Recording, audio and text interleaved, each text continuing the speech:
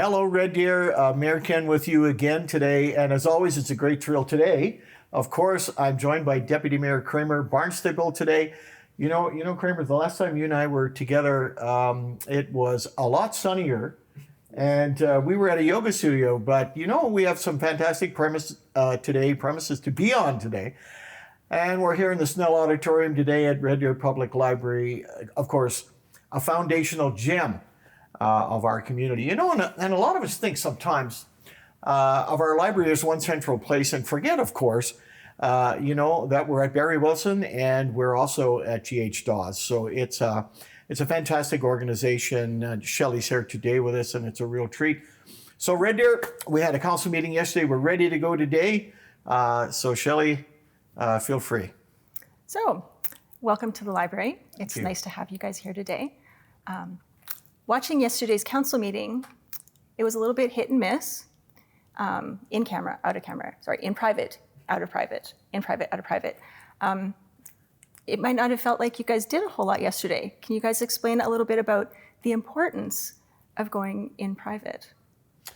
I'll give it to the Deputy Mayor first, and then I'll come in after that. Go ahead. For sure. I think that, closed meetings serve a very valuable purpose. And the reason that you have to go into closed is to protect interests of, different land and individuals that negotiations that can't be disclosed in public. And I think it's really important. And I think it's also important for the public to know that we don't make any decisions in closed, but there's things we have to discuss that we can't say in open until we can get that information out. And we look forward and we look for times and opportunities to bring that information into open, but obviously there are some things that we just can't get there yet. And yesterday was one of those meetings. It just happened to be, and some meetings were in open the whole time. And I think that's, if it was our goal, we'd be in open and all this stuff, but with some specific negotiations, we just can't be that way. And sometimes that makes the meeting feel a little bit up and down, a little rockier, but it was a great meeting yesterday, and I think it accomplished everything that it set out to.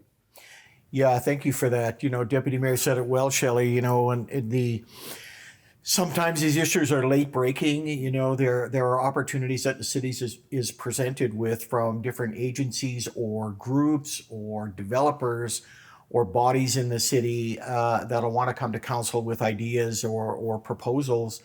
And that gives us an opportunity then to give administration direction more than anything, because as Deputy Mayor Kramer said, there's no decisions made in closed, but often you'll find that council will provide administration direction on certain matters to go and either bid or look at a location for a certain project or whatever, or it could be a legal matter where we're giving legal counsel further direction. So I fully get it. In fact, my partner was watching yesterday and made the same kind of, sort of observation. Ken, you were on 1 minute, then you were off, then you're on, and you're off. But certainly I want to, assure the public that the business of the city is treated in those closed meetings with a tremendous amount of urgency because of the factors that bring them, which Deputy Mayor spoke to. Perfect, thank you. So because of that, we're going to flip back to a meeting that you guys had a little while ago. Last Monday, in fact, Council conducted a public hearing for the Molly Bannister Extension and Bridge. Mayor Johnson, would you talk a little bit about what you heard during that public hearing and what the final vote represents for Red Deer? Well, it's a great question because Molly Bannister has come to council now. This was the third time it had come to council since 2019. And Molly Bannister has always been, Shelley, a conflict of two visions in the community. It specifically, it impacts most directly the Bauer neighborhood. But then, of course, because of its road network and its proposed road network, it really does affect the whole city. So you have two visions that collide typically when we talk about Molly Bannister. One is the environmental preservation of the Piper Creek trails and so forth, including, of course, the creek itself and the proposal to put a bridge over the creek. And in this case, the developer came to us and wanted a removal of a council initiative placed, probably 12 months or so ago, which was a 4-lane collector roadway. So up against the environmental concerns and the impact on the neighborhood comes the other argument about where will the city be 10, 15, 20 years from now, and why would we take out an access in this particular case, from 40th Avenue across, say, connecting into the Molly Bannister extension by the Bar Mall. The community tends to be very split on those concerns. There's been different polls done, none that I would call, having scientific weight to them. They would be done media-wise or locally or whatever the case may be. Typically, those polls as a whole community reflect more support for a roadway through Molly Bannister than a poll taken in the immediate neighborhood, which tends to reflect almost no support for that particular roadway. So what council heard was very much a conflicting of those two visions. And in the end, there were 8 voting members of council. One of our councilors, in fact, Deputy Mayor, recused himself from the debate. Council tied, which is typical of the community in this issue. But because it was a tie vote, the decision was made to leave the roadway extension in. And so it makes it quite, when you go into public hearings, there is that outpouring, often emotional outpouring on both sides. One environmental emotion, one with that sort of transportation need in 2030 or 2040. Our administration even told us that really Molly Bannister wouldn't be practically needed for up to 50 years. So that would bring us into 2073, kind of thing. So always that emotional tug on both sides. And I think that was expressed in the council vote, as I say, which was a tie vote, which ultimately led to us keeping the roadway there. So yeah, Molly Bannister is an emotional issue. And I can understand that because it is as such within my house.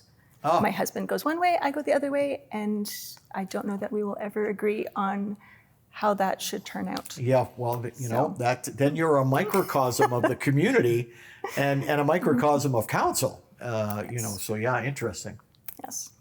Okay, so moving into then what happened yesterday, council had the opportunity to hear about some of the cool ways city staff have approached operations over the last year that have made a difference to the service delivery.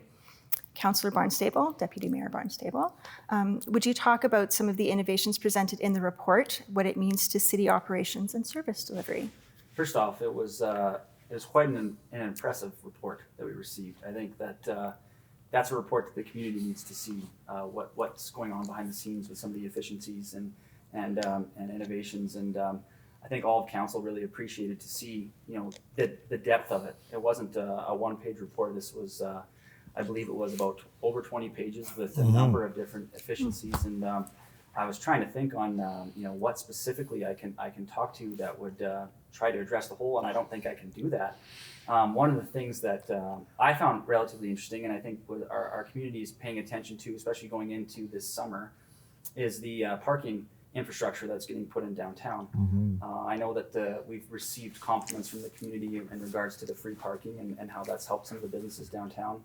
And now that we're seeing those starting to leave because the new infrastructure is being in place to put in. And I think what's great about that is the fact that with this new infrastructure, it's going to be very technologically based, and it's not going to be coins, which I know not many people carry around coins anymore. And there's going to be opportunities where if there is an event that we can give extra time, or if there's something where we can make it free parking for a day.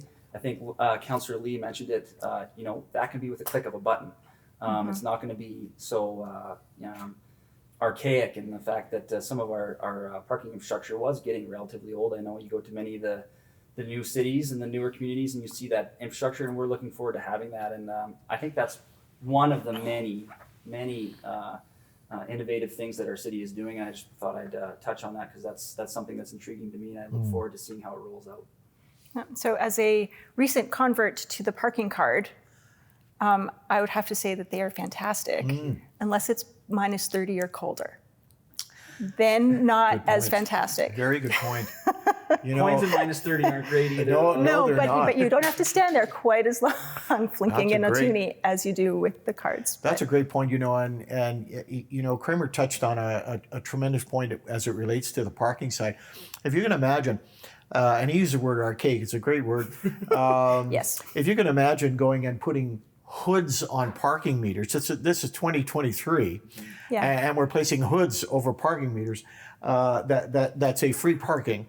So you have to have a person, obviously, Go to out and do place that. the hood, tie it down, and all those kinds of things. Whereas with the innovation and the capital improvement we put into parking, really you'll just be able to program a meter now. And again, to Deputy Mayor Kramer's point of view, you'll be able to really set free parking at a couple of computer clicks and away you go, So it's that was, I think that was a huge piece of some of the learning that our citizens got yesterday. I didn't count them all, Shelley, but just, in old banker math, if you will, we had over 130 of these innovations that came to council yesterday. So that was a terrific report. Okay. So the report will be coming to the public. Is it Well, already? the report or? is with the agenda. People can pull it up and see it Okay. because it's included in the agenda. So it was with the board package. Okay. So I guess you've already answered the second part of the question about will we hear more about this report in the future? Well, certainly we can access the report. Now, in terms of the rollout of some of these items that are in the report, that's really the exciting part. So there's two governance mechanisms, without getting, really technical to our great audience out there. But there are two governance mechanisms in a report like that. One is council in general, which was obviously yesterday. The other is our audit committee, which has that financial oversight of the city's financial infrastructure and so on. So council will be following that report. Admin will be bringing it back to council. I would say, I don't think we asked them for specific quarterly reporting or semi-annual, but I could see it certainly on a semi-annual basis and at every budget as part of the process. That would definitely be coming.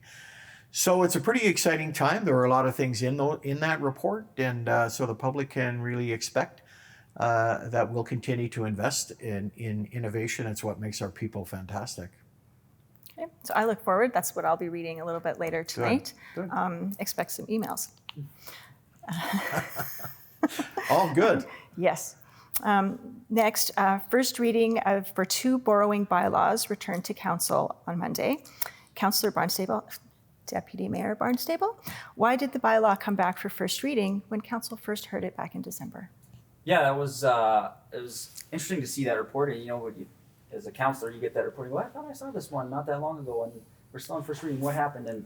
And basically, for lack of going into too much depth, it really just was an error on the administrative side when we first saw the report, and they rectified that error and brought it back because the numbers just they weren't aligning.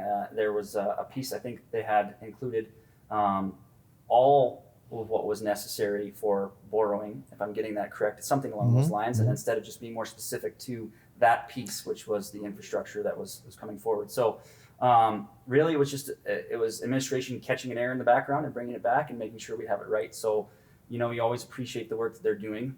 They don't just once a report's passed, just let it slide. They go through it with a fine-tooth comb, and they found that and made sure that they rectified the situation, brought it forward to us, and that's why we saw the same report coming back for first reading still. So now we're on the right path, and I will look forward to second and third reading and a public hearing in a month's time, I believe. So. Okay. Mayor Johnson, what are borrowing bylaws and what projects are covered for these two borrowing bylaws? Well, the public often asks us that very question, what are borrowing bylaws? So council can only borrow by way of a bylaw, so you simply can't say, let's apply here or there. So it has to be made public, the dollar amount has to be public, and it's the enabler for council to borrow. Sometimes council will pass a bylaw, say for, I'll just say $10 million for a capital project. So typically these bylaws cover capital projects that come out of a capital budget. So we just passed our capital budget about 5 weeks ago or so. So typically now we'll see a rollout of these bylaws as projects start to get financed. So it enables council to borrow because the lending authority, which is the Alberta Finance Authority, will want to see a bylaw passed in 3 readings of council, which includes an advertisement. So for example, these bylaws will now be advertised in the local media so that people generally are aware of the dollar amount and so on. The projects covered by these bylaws are the CPR Bridge rehabilitation, which is long overdue and thankfully has a huge federal component to help us with that. And then there are upgrades to the Lindsay Thurber track and some of the infrastructure around some of our athletic parks that are also included in the bylaw. I'm not sure, Shelley, what would be coming at us next in terms of borrowing bylaws, but as projects, again, I'll say, unfold, that depends, that really would contribute to the timing of them. So council will look at second and third readings, I would say 30 days or 31 day or so down the road. So sometime in late February we'd be doing, and that allows for the advertising period to expire. Okay. And then I think a little bit of that flips back around to what we started out talking about with the importance of in private meetings. Yes. Where you have some of those conversations before they come out to the public to talk about your borrowing bylaws and how we can move forward as a city. Yeah, that's a great point because we could get items, and we do get items from time to time, not from the capital budget. So in other words, these are emerging items in the community. So for example, we may be offered a property, or we may be offered a partnership, or we may be offered an opportunity to acquire assets or invest in assets that were not part of the budget debate. So a portion, if you will, of yesterday's closed meeting were on emerging issues and opportunities. And then, as I say, setting direction for administration. Now, if we engage in those opportunities, so in other words, these opportunities, the negotiations go well, if you will, then it'll come back to council, and then it comes into the open in terms of saying we have an arrangement with, party X, if you will, and this is the structure of it, this is the offer, this is how it's going to proceed, this is the financing, this is how much debt, this is how much reserve or other government grant, things like that. So the public then will have the opportunity to see everything in that particular case. Okay, that sounds good. So seeing as how we are at the library, I'm going to give you a couple different opportunities. Sure. Favorite memory of the library. Wow. Or favorite book that you've read in the last little while? So I'm going to go off the board. And as I like to do, I like to keep the mayor on his toes when I go off the board. You never know what direction I'm going to go. I'm someone that's never been a really big book reader, and the fact that on council we have so many reports and emails and things that come in through.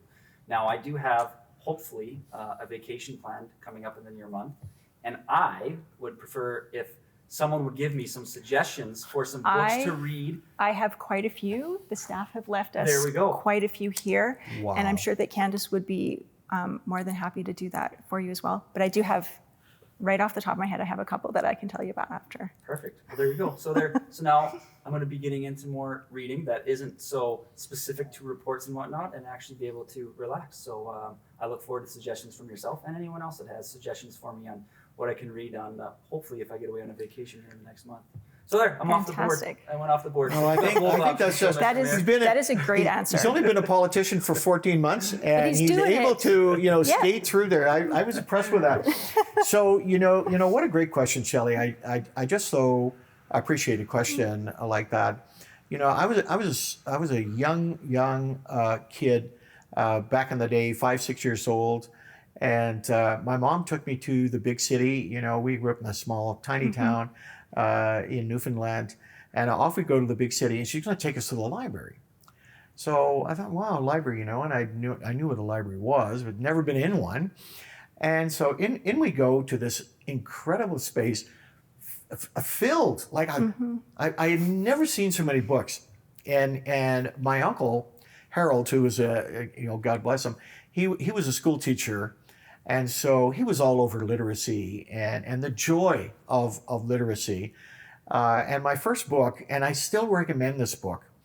Not many people are reading it, but it was very formative to me when I was able to read it about say about a grade 3 level. So I was about 8 or 9 years old, and I was a pretty good reader. And it was Tom Sawyer by Mark Twain. It was a magical experience. It was oh my God! It transported me back, back to the deep South, back to Tom and Huck, and Becky, and all those great characters, Aunt Polly, all those kinds of things. And I went on to read a couple of Mark Twain's books, and then I went into Dickens and started reading Charles Dickens, and so on. And I've had a love affair with books all my life. I read, 20 or 30 books a year. The Giller books are supporting Canadian literature. I've got to be honest, Red Deer, my brother Wayne, God bless him. He's a few years younger than me. Wayne Johnston is one of Canada's most celebrated writers. He has books in your library, Shelley. He has books, in chapters in Indigo. He's been on the New York Times bestseller list, all those kind. He's written dozens of screenplays, etc. Now, I do not get any commission on my brother's book sales, but if you're looking for a great Canadian writer, go look for Wayne Johnston. And he's a marvelous, magnificent. He's odder than an odd sock, I'll say that. But he is a fantastic writer. So, Shelley, what a great question. And, folks, if you want to make a positive influence on your children, take them to your local library. Let them discover worlds that they could never imagine. And give them that variety, that taste of different subjects and writers and styles. Anyway, don't get me. I guess you got me started, so I have to stop. So I hope that answers your question, Shelley. It does. And I just want to also thank you, for the people of Red Deer who want to bring their children into the library and also have the opportunity to see Mayor Johnson on February 4th. Yes. He and Councillor Diane Weinches are coming in to do a story time for us, and we're really looking forward to that. It's going to be such a treat. It's magical. Books are magical. I'll stop, Shelley, because I'll get started all over again. That is okay, because you can always talk more about the books in the children's section. Well said. That's well said. Yeah. Okay. I just want to thank you, Shelley, for having us here today. Hopefully we were able to engage the public on even more of what our meeting matters look like. And always just thankful to have the privilege of being the deputy mayor and seeing a day in the life of, or I should say a month, in the life of what the mayor's schedule looks like. And I can tell you personally, it is no light feat, that's for sure. So thank you for having us, and thank you for the library for hosting us. And I look forward to doing one of these again, I guess not until September. Yeah, it'll be a while, but great conclusion, Kramer. I just want to say, shortly, Shelley, we'll be launching the Year of the Volunteer in the city.